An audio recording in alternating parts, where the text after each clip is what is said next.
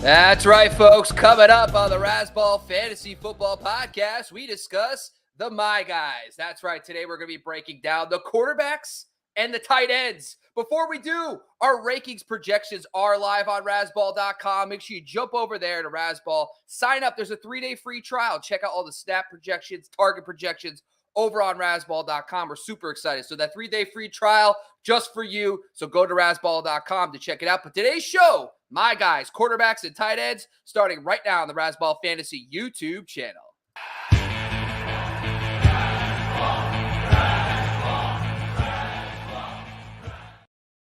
And bringing in, basically becoming the quarterback of our Friday show. I mean, at this point, that's how I feel about it. I'm like the head coach, maybe a general manager. You're the starting quarterback. Love every second. It's Ben Wasley. Go follow him at Fantasy First Down. Twitter. What's going on, Ben? What is going on? I'm excited to be here. I've drafted my home league. All of my other leagues have started. I think we're up to 20-something this year as usual. How many leagues are you up to this year, Bobby? Wow, that's a really good question. So I like regular redraft stuff. I actually have done a very good job, limiting myself, because 2 years ago I went off the deep end, and honestly, because we do this stuff, by week 5, 3 of them were not even. I was not paying. I just couldn't have. I didn't have the time. So I'm I gotta dial it back. So I think I'm only in 6, which I think is a nice number for me. So I feel pretty good about that. But all the drafts are this weekend though. I barely drafted redraft. I like it. Yeah, I got up over 30 last 2 years ago, and I went, this is just not sustainable. I'd have a spreadsheet that would tell me how many of each player I had in each game, and I ended up like cheering against players that I had like 3 of in certain leagues. It made absolutely no sense. It was ridiculous. Yeah. So we got it down to like 20 odd, and I'm like, I can handle 20 odd, but yeah, it's just so hard to say no. That's insane. But you know what? That's why we love you. You know what I mean? You're all in 20 leagues. I got to tell you this, though. We do a Sunday live start sit show. So, by the way, if you haven't been a part of the Razzball Fantasy YouTube channel yet, and you haven't seen us last year, we do a Sunday live start sit show for 3 hours before kickoff. And because of that, by the way, it's impossible to manage rosters, too many of them. So join us, by the way, every Sunday live. We're excited. It's going to be dropping week 1. Make sure you're there. We do all your start sits. We do Q&A. We do weather updates, injury updates, everything you need to know up till kickoff.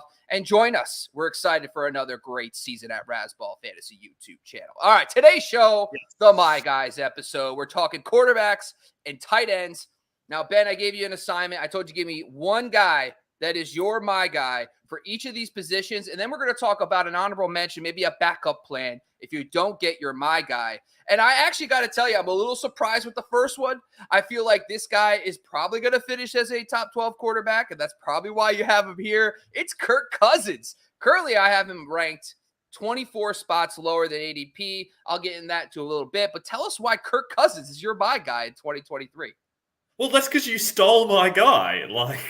I had a guy, and then you stole him, and then I had a second guy, and you stole him as well. So Kirk Cousins is my other My Guy. Look, the reason I've got Kirk Cousins here is because I feel like I do tend to be higher on him than the average person. I only have a couple of shares around the place, but I do think that he's the kind of guy that is a great option to get if you miss that original quarterback run. The reality is that there's 8 stud quarterbacks that most people can agree on. Kind of gets up to what usually Trevor Lawrence is number 8. And then after that's a little bit messy. You're about to interrupt me. Please, yeah, I'm sorry. I raised my head. Give us the 8. I would like to hear, what is your 8 guys? So for me, like Mahomes, Allen, and Hurts are the top 3. I think that's pretty much consensus. What order you have them in really can depend. And for me, they're very, very close. Joe Burrow, assuming he's healthy. Then like Lamar Jackson, Justin Hurts, and Justin Herbert generally are in there. Justin Fields, you mean, right? Yeah, sorry, what did I say?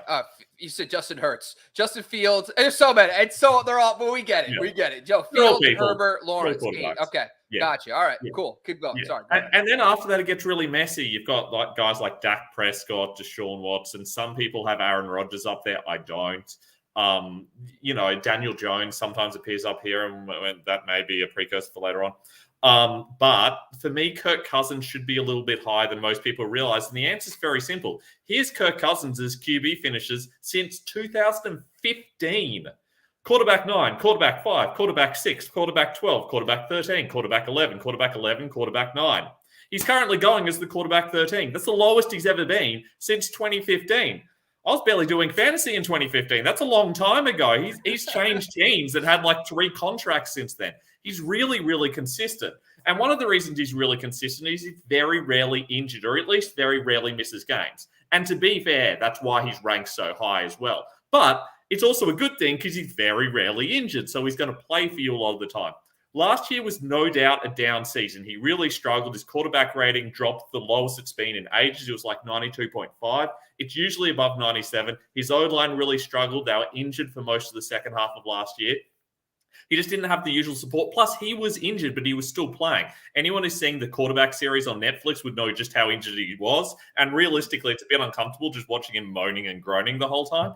But the reality is that he played through it and he still played okay, but he's going to play better this year. The reality is they're not going to go to Dalvin Cook quite as much. Alexander Mattison is not Dalvin Cook. They don't have the same running back there, and so they're not going to lean on the run as much as possible. They're going to throw a lot. They've still got Wes Phillips there. He likes to throw a lot. They got Justin Jefferson. They've lost Adam Thielen and replaced him with someone who is arguably better in Jordan Addison.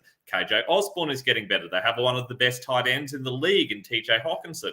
They've got a lot of weapons around him to allow him to throw as much as humanly possible. If the O-line can improve just a little bit, and it's the same O-line, so it could take a step forward and just stay healthy, I can see him even stepping forward from his QB9 finish last year. Plus, he's nearly definitely going to play every single game. It's for me, it's more like he will probably play every game and he'll probably get there. On a per game basis, though, he's like the 12th quarterback. And like that's what he's probably going to be. And that was last year when he had his best season, really. Previous years, he's probably closer to 15, 16 range on a per game basis. But the thing is, for me, when the way I draft, especially in the later rounds, if I pass on the early quarterbacks, which I try not to do if I can get one of those guys. But if I do pass, guys like Tua, Geno Smith, like who actually were better on a per game basis last year, I'll take shots on. And I would also consider Kirk Cousins as like that safety net quarterback where, let's say Tua does get a concussion in week 3.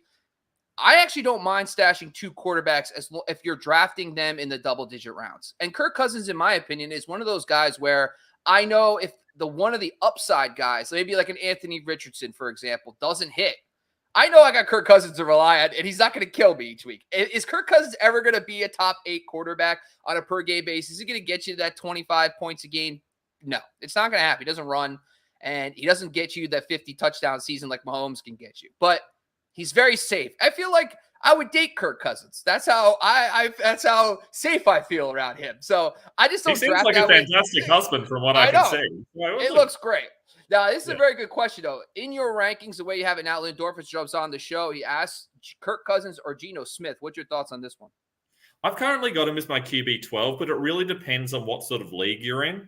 If you're in a league like a super flex league where you really need your quarterback to be healthy because there aren't going to be a lot of option on waiver wires, I like Kirk Cousins. If you're in a 6-point passing touchdown league, I like Kirk Cousins. He's going to pass a lot of touchdowns. He's not going to run a lot. So if it's in a 4-point passing touchdown league with only one quarterback, I can understand fading him. But because he's so safe, he's the kind of guy where you can take a shot on him in the later rounds and also grab an Anthony Richardson or a Geno Smith or someone that's got a little bit more upside if things go right for them.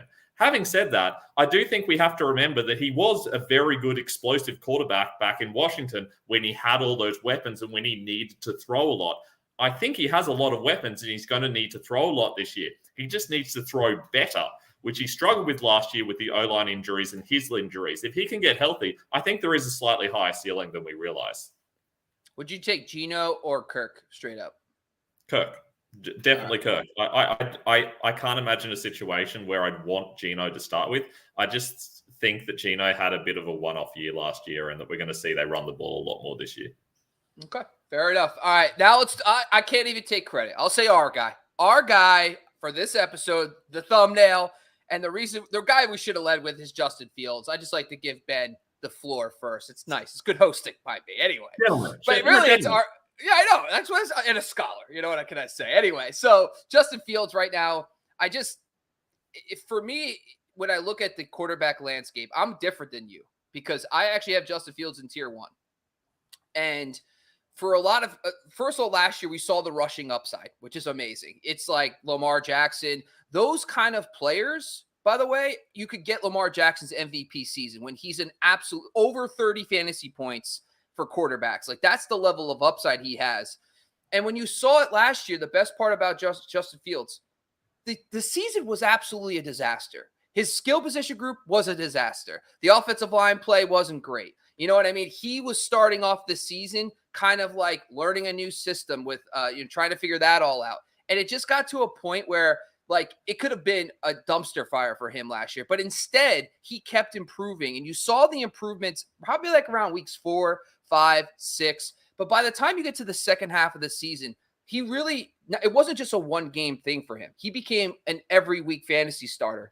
If you just look at the final 8 games he played last season in the games, and you compare it against all the other weeks, he actually missed 1 week in there, which is fine. But on a per-game basis, those final 8 games, he was the QB3 in fantasy football, only trailing Jalen Hurts and Patrick Mahomes. He was 2.1 fantasy points better than Josh Allen. And I'm all in on Josh Allen. He's my QB1. I know he hurt his arm. I get it. I'm already here in the well. I'm not saying he's better than Josh Allen, but 2.1 fantasy points better than the next guy is huge. The craziest part, his number 1 target was Cole Kmet over an 8-game stretch with 40 targets. His number 2 option was David Montgomery with 24 targets. That's not even a wide receiver. Neither of those guys are wide receivers. Now heading into 2023 to build off. By the way, he did all that production with those 2 guys. Now going into this season, you could point to optimism in all 3 receiver spots. First off, DJ Moore. He's a legit wide receiver 1.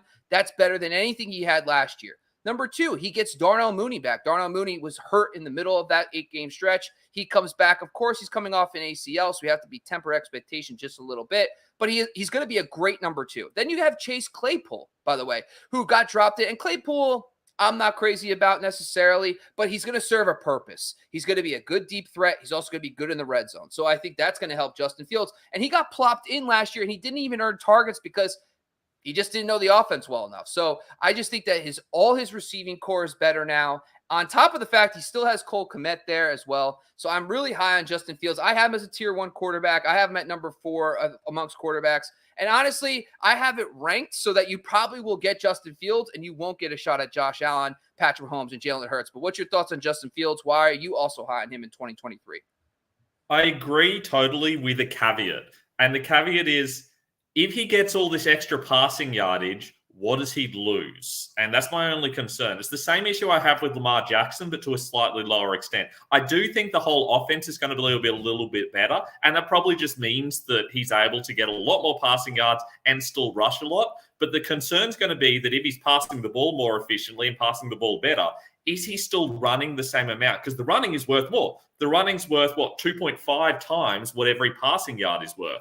So we want him running. We don't want to lose the rushing yardage. So my concern is if we lose that rushing yardage and if we lose those rushing touchdowns, is he still going to be that top-tier fantasy player? I think the answer is probably yes. But the reason that there's that maybe not is why I have him a little bit lower. It's why I have him as my QB5, and he's very close to the Lamars and the Justin Herberts of this world, rather than up there with those top guys. We know for those top 3s, they're going to produce. We know regardless of whether it's rushing or through the air, they're going to produce. With Justin Fields, we don't know that for sure.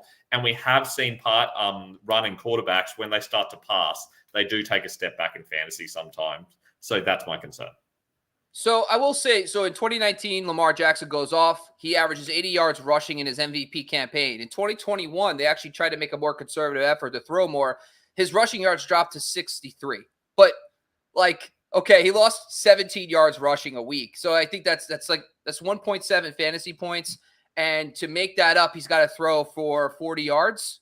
I think he could do it. I think he's got it. I'm all in. I appreciate it. But before we jump down to our honorable mentions, let's jump into some questions here. Lynn Dorfins jumps back on and asks it's a great question. I brought up Tua as a guy that I actually like later. But are you fading Hill or Waddle? because of Tua's concussion. What's your thoughts on that Miami passing game? It is a concern, and I'm not as concerned about Tua as I was early in the preseason. It's not really been a narrative that we've seen coming up as much during the preseason, as much as I expected. It does seem to have settled down a little bit. We know all it takes is one hit, and he could be missing games again.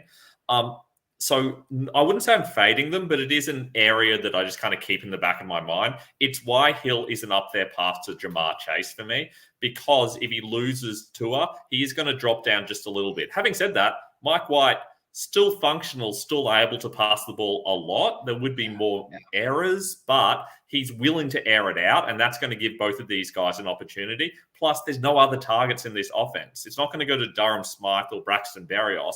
So whoever's at quarterback is going to have to pass it to them. It just might not be quite as explosive as it was previously. I'm not taking that into account. I personally have Waddle. I'm extremely aggressive on Waddle right now. I have Hill as a locked-in top 6 pick.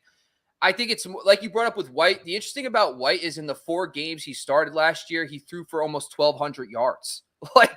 So that's pretty good. That's 300 yards a game. So I actually think you are onto something with that. And then they had to deal with the Skylar Thompson stuff last year. He was a 7th round rookie. So I know Brock Purdy's kind of blurred the lines. We all think these 7th round rookies now are going to be like, hey, they can do it. Why not? But that's not the norm. So I do think that there's more security, like a gunslinger type as a backup works for me perfectly fine. And you're right about that. So I like that call out. Let's talk about honorable mention. So I guess Kirk was your honorable mention, but what's your honorable mention for quarterbacks, my guys?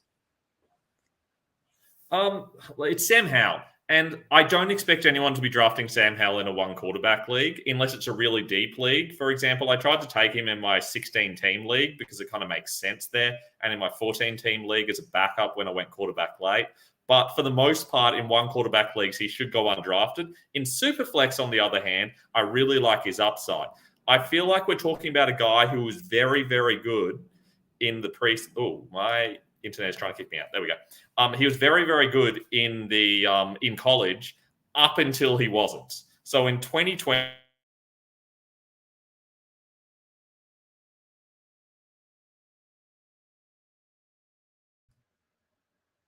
I wonder if we lost him or if he lost me.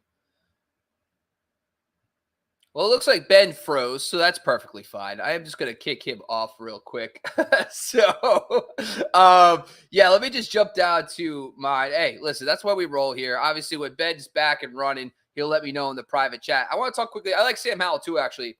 In the lone game, he had 5 carries, 35 yards, and a touchdown rushing last year. I like Sam Howell as a deeper name to monitor. Honestly, if you go late quarterback, you take Anthony Richardson to Kirk Cousins types. I don't mind that much taking a second quarterback as much because you know what? Sam Howell has that rushing upside that where you could justify he could be a top 12 quarterback this season. So I don't hate that call out as well. My honorable mention is Daniel Jones. If you haven't noticed, forget about being a Giants fan. We just kind of saw Daniel Jones truly make a leap in his production last year. If you've been watching the Razzball Fantasy YouTube channel, Daniel Jones was one of my favorite guys in the middle rounds. I talked about him a few weeks ago, but he's really my guy.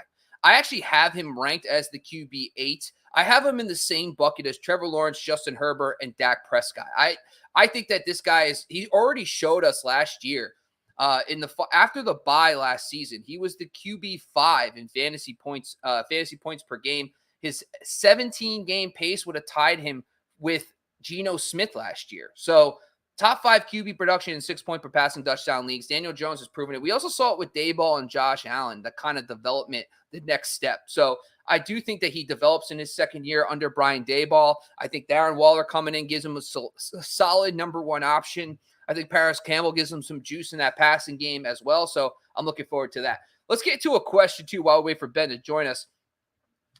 So half PPR league, he's got Geno, Chase, Devonta Smith, DJ Moore, Dotson, Elijah Moore. Running backs are Najee, Akers, Hall, Hunt, and then tight end is Ferguson, Dulcich. Looks like it's a 14-teamer. I'm thinking it looks like a 14-team league, a little bit deeper, right? So any thoughts on an upgrade? Well, it's hard to. When you're looking at the running back situation, Najee and Akers, I actually am all in on Akers this year. I have him ranked very high. He's one of my guys, too, at the running back position. If you check that episode out, Najee, I've been kind of wishy-washy on. I've dropped him a little below ADP, but he's still a rock solid end of third round pick. I do expect the Pittsburgh rushing attack to be better this year. However, there's a lot of mouths to feed in that passing game, and I just don't expect Najee to get the targets that he got 2 years ago that made him like a legit RB1. So there's that.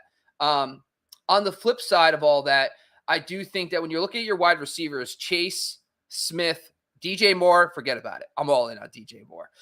Chase is a stud. You can't go wrong there. But Devonta Smith, I don't think people realize. So I brought one of the craziest stats that I actually discovered through my research was that Devonta Smith specifically, when you look at his numbers in the games, the 2 games that Gardner Minshew played, like he went off with Gardner Minshew. I'm talking like 25 points per game. So if you take those games out and you just isolate the games with Dallas Goedert, he drops to like a wide receiver 3. So there is something to that. So I think that maybe Devonta Smith might be someone I'm not all in on, but overall, not a great. I like the roster a lot. Let's get Ben back in here.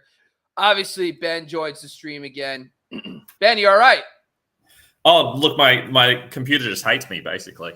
All right. You know just kicked me out for no reason at all. I went through the rest of the Sam Howell stuff. We're good there. We like him. We're in. I talked a little bit about Daniel Jones. People could go check my guys episode from last week. Let's get into tight ends. Keep the ball rolling. No problem at all. You got Luke Musgrave. You and your rookie tight ends, my friend. ADP's at 176. So you can get this guy very late right now. If you're past, if you miss on the main tight ends. So why is Luke Musgrave your guy for 2023? Look, he was a 2nd-round pick out of Oregon State, and he didn't do very much there. They're mostly projecting when picking him early, but this is a really this is a very good tight end class, and I think he would have been picked even earlier in another tight end class. I think the reality is that he could have been a 1st-round pick if there weren't so many other good tight ends like Mayer, like LaPorta, and especially Dalton Kincaid. He's very talented, and he's going to play every single down. In the preseason, they showed that he's the every down back. Tucker Kraft is the backup. And then Josiah DeGuara will go into the fullback position and maybe play some 12 personnel. Basically, Musgrave's out there every single time, and that's the biggest issue with rookie tight ends. It's not so much about their ability. It's more about their ability to stay on the field due to their blocking. And the Packers have shown they're willing to put him on the field every snap. And that means he can have that sort of Evan Ingram, Kyle Pitts style first season. Now, will he? Who knows? Maybe, maybe not. But you get him free. So you might as well take a punt on him and see what happens. He's really talented. He's very quick. He got 1 punt return in college, and he took it 37 yards to the touchdown. He's able to go through traffic. He didn't get a lot of yards in college because he was injured with a knee injury in 2021. But he's back now. He's healthy. He's going to be really good. So have a crack at him. What's the worst that could possibly happen? It's basically a last-round pick. Sure. Yeah. Okay. But rookie tight ends don't pan out. That when they do pan out, it's because injuries happen and they become the number 1 option. If Evan Ingram and Kyle Pitts, if you look at their seasons, Kyle Pitts, they lost Calvin Ridley after week 5. Russell Gage missed a handful of games, and it was just Kyle Pitts. He had got 110 targets, and he got to 1,000 yards, but he didn't even meet his ADP. People were drafted. Everybody told me that Kyle Pitts was different. Okay, you're just trying to get me again. I know what you're trying to do. All right, I'm not going to fall for different. He would treat me better than any other man has ever treated me before, and I listened, and it didn't work. It's very tough position. Christian Watson, Romeo Doubs. They got Jalen Reed there too. You got Aaron Jones and AJ Dillon. I think that offense as a whole is going to be more run centric this season, which is just going to lower the pass attempts for when they used to have Aaron Rodgers. And I just think it's more a conservative offense. So I just hesitate to do this again. But you're right. It's a last round pick. He's an every down player. Why not? You're not wrong. So I like you, Ben. And I might sprinkle him in, but I don't love it. Okay. I'm very upset with it. But go ahead. Hey, look, tell us. I'll give you one name. Robert Tonyan. You remember him? Yeah, I remember. In 3 for 1 year for absolutely no reason at all.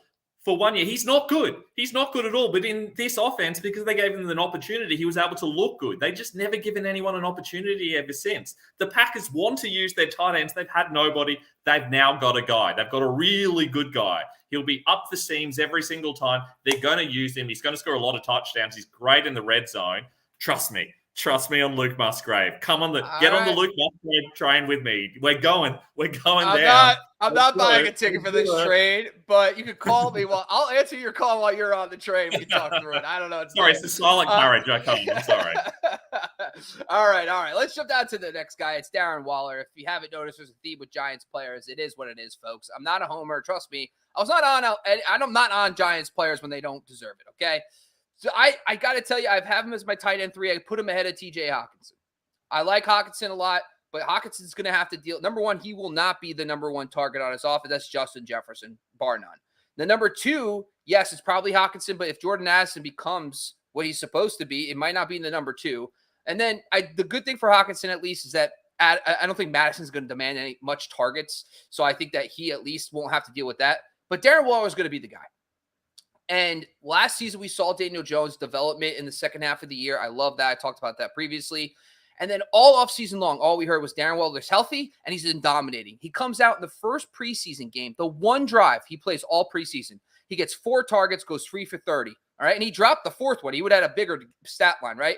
And the thing with most tight ends, you like outside of like Travis Kelce, Mark Andrews, the only other tight end over the last decade, really, that's been a Rob Gronkowski, my apologies. Maybe I should say the last 3 years, really. Rob Gronkowski, that's really proven they could be a number 1 option in offense. The other one's Darren Waller. In 2020, he had 140 targets that season. He averaged 17.5 PPR points per game. Just to give you an idea, that's better than Travis Kelce in 2 of the last 5 seasons. So the 17.5 is an elite season for tight ends, okay? Brian Daboll, on top of that, was a former tight ends coach who helped coach Rob Gronkowski. He also has 2 top 12 tight end finishes in his career as a play caller. But the bigger one came with Ben Watson, like way back in the day with the Cleveland Browns. I talked about this. Ben Watson was the number 1 option. He had over 100 targets. Ben Watson, people, who had over 100 targets. It was a top 10 tight end. The offense can do it. The coach has proven he can do it. Darren Waller's proven he can do it. I'm just all in. He's got that kind of upside. So what's your thoughts on Darren Waller? Are you kind of in on him? Where are you taking him in drafts? Firstly, I will not have you talk negatively about my fellow Ben W. Ben Watson was amazing. He's a national treasure. Secondly, look, in the preseason, I wasn't in on Darren Waller and you weren't in on Paris Campbell. And we were like this. I'm on the Darren Waller train and you're on the Paris Campbell train. It's fantastic. Okay, well, there's way too many trains going on. But besides that, look, I'm with you. I wasn't at the start of the season. I really didn't like the move to New York because of how they've traditionally used their tight ends. But they've made it very clear they're going to change that approach. It's very obvious they're changing that approach. There's a lot going on in the middle of the field there because they do use their slots a lot, and they've got like 5 of them. Plus, they've got Saquon Barkley there as the receiving option. But Waller can go outside. Waller can line up wherever you want, and he is talented enough to make it happen. I'm a little bit concerned about the possibility of his age and injuries, but that's true of all the good tight ends at the moment. That's always a possibility. So I think you kind of got to take that risk and go for it. I can't move him up past George Kittle for me at the moment, simply because Kittle's been so good on a per-game basis when he's been healthy. But I do really like Darren Waller. He is now a top 5 guy for me as well. All right, let's jump into our tight end honorable mention. So these are like our backup my guys here. Who do you have in mind for an honorable mention, your second my guy at the position? So remember how I talked about rookie tight ends and how they're amazing and how you should grab Luke Musgrave? Well, you know who's even better than Luke Musgrave? It's Sam LaPorta. The problem is everyone else knows that Sam LaPorta is really good. But let's just name some good Iowa tight ends, the main Iowa tight ends that have been coming out recently. George Kittle, he's pretty good. TJ Hockenson, he's pretty good. Noah Fant, okay, well, the 2 from 3 is pretty good. Basically, if you're a good tight end coming out of Iowa and you get drafted even in the middle rounds, you're going to turn out pretty well for the NFL. They've got a really good hit rate. That offense basically just drives through their tight ends.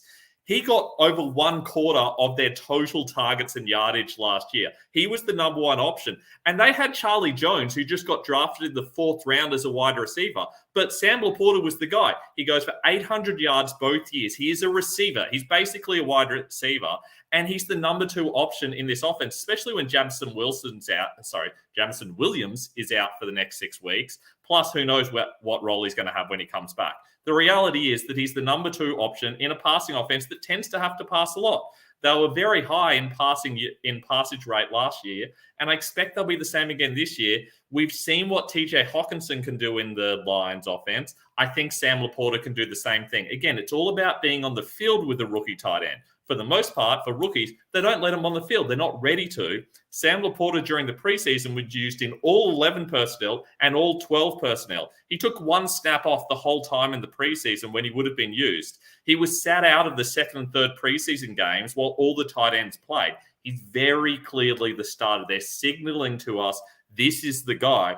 We want this to be the guy that we can center our offense about and give us a different option in the red zone. And so we don't just have to give everything to Amon-Ra St. Brown. The reality is they're not going to run as much as last year. They just can't. They're going to have to pass the ball a little bit more proportionally. Hopefully they're not going to have to chase games to the same amount, but they're going to use Sam LaPorta. Sam LaPorta's the guy. Trust in Sam LaPorta. Yeah, I mean, so I want to help. I want to be a team player here. I like the thoughts. They are great. Here's my advice. In redraft, I'm not doing it. I can't. Dynasty, though, if you feel like you can't win the title this year and you got a guy like Kelsey, you got a guy like Hockenson, you got one of these older tight ends, maybe more established guys. Honestly, I would have no problem trading those guys for one of these two players and extra compensation, because you probably can. And in the next 2 to 3 years, these guys could probably be on that level, because, you know, right now they're probably not going to produce at the same level this year. But if you feel in Dynasty, this isn't your year, you need another year or two, I think these are great trade assets. I like these guys a lot. Dan Campbell, former tight ends coach. Ben Johnson, former tight ends coach, now OC. Like, they love tight ends. I mean, I don't know why they got rid of TJ Hockenson. Maybe they're like, we can't pay him. I don't know what the deal with that was. But to their own division, which is super weird. Like, they must have really not liked TJ Hockenson, because they're like, hey, man, you know what? Minnesota, you got it. Like, that was weird. But anyway, let's get into my guy. It's Tyler Higbee. So a lot of the stuff that's happened over the last week or so is Cooper Kupp got a setback. So if you haven't been watching the news, Cooper Kupp, obviously some issues with the hamstring.